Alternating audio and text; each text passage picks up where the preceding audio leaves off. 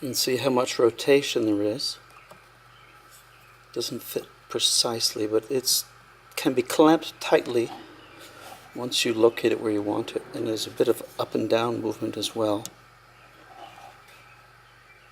Not as much as the rotation.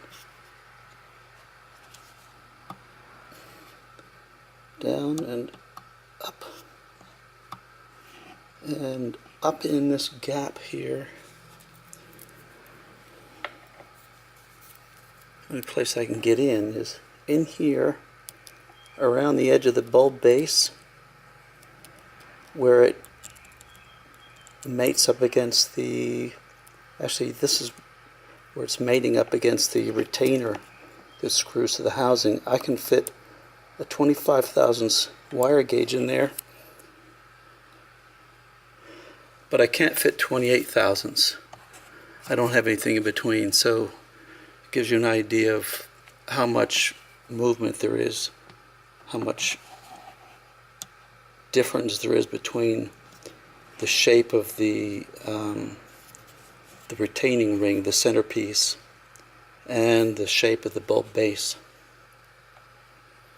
I hope this helps you to refine the product, Matt. Thanks.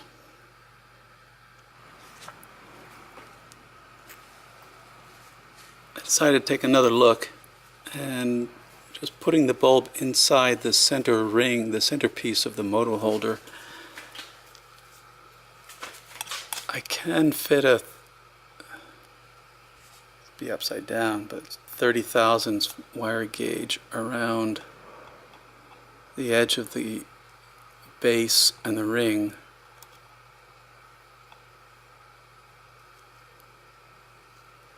And the bulb is pressed all the way against this edge of the ring.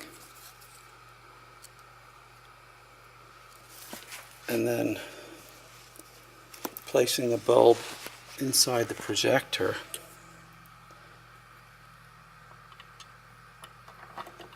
you know, the little nubs that are holding the, locating the bulb, prevent it rotating. There's almost as much movement